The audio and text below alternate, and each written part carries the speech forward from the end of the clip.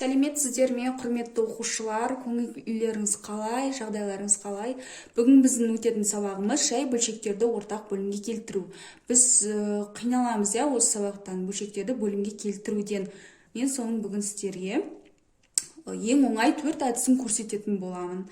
Бірінші әдіс бойынша біз қазір 24-тен 7 және 6-тан 5 бөлшектерін ортақ бөлімге келтіретін боламыз. Бірінші әдіс бойынша үлкен бөлімді кіші бөлімге бөліп көреміз. Яғни бізде үлкен бөлім 24, 24-ті 6-ға бөліп көреміз. 4 қалдықсыз бөлініп тұр. Значит, бізде 24-тен 7 және 6-тан 5 бөлшектерінің ортақ бөлімі 24 деген сөз. 24-ке келтіреміз деген сөз. 24 деп теңестіріп жазып аламыз. Енді мына 24-ті кейінгі тапқан бөлімді алдыңғы бөлімге бөлеміз. 24-ті 24-ке бөлеміз 1, 24-ті 6-ға бөлеміз 4. Біз мына жерге жазып қойдық. Бұл сандар бізде толықтауыш көрсеткіштер деп аталады. Яғни қасында тұрған санға көбейтеміз. Мына 1-ді 7-ге көбейтеміз 7, мында 4-ті 5-ке көбейтеміз 20. Яғни бізде бірінші әдіс бойынша бөлшектің бөліміндегі үлкен санды кішісіне бөліп тексеріп көреміз.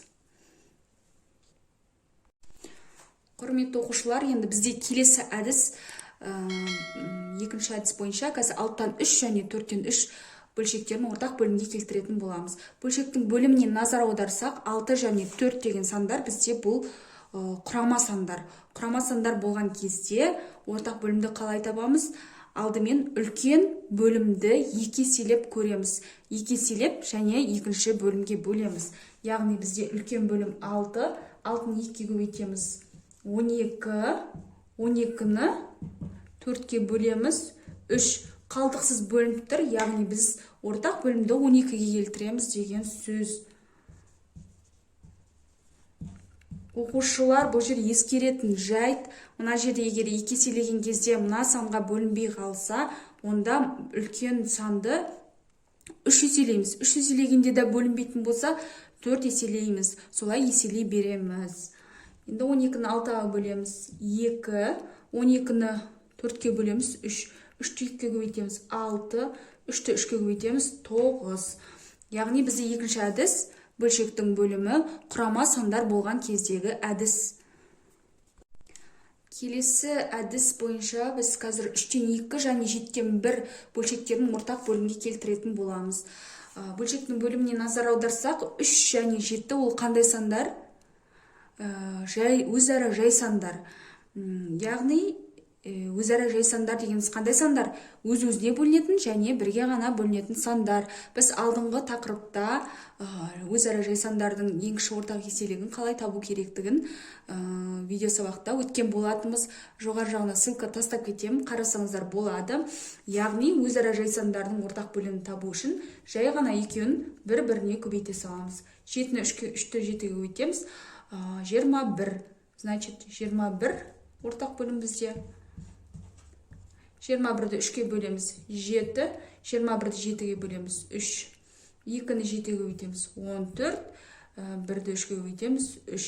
Яғни бізде үшінші әдіс ол бөлшектің бөлімдері өзара жай сандар болған кездегі әдіс.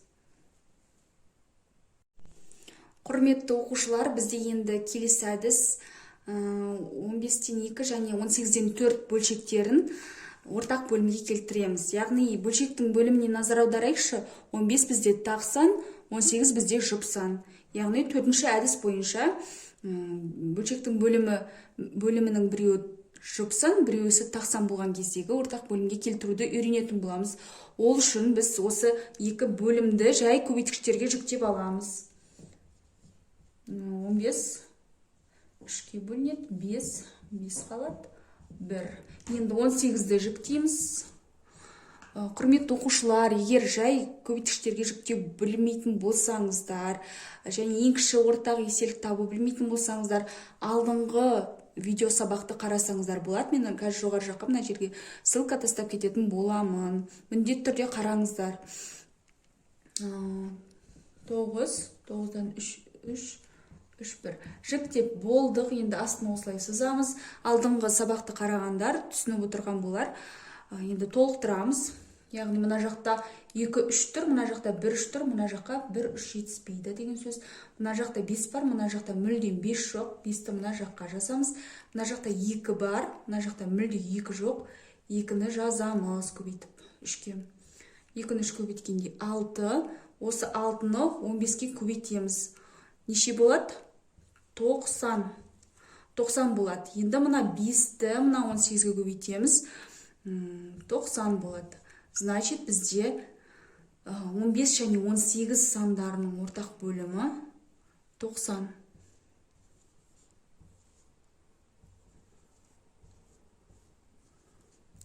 90-ды 15-ке бөлеміз, 6 болады. 18-ге бөлеміз 90-ды. Неше болады? 5 болады. 6-ны 2-ке көбейтеміз 12, 4-ті 5-ке көбейтеміз 20. Яғни бізде 4-ші әдіс бөлшектің бөлімі жұп және тақсан болған кестердегі есептерді шығаруға арналды.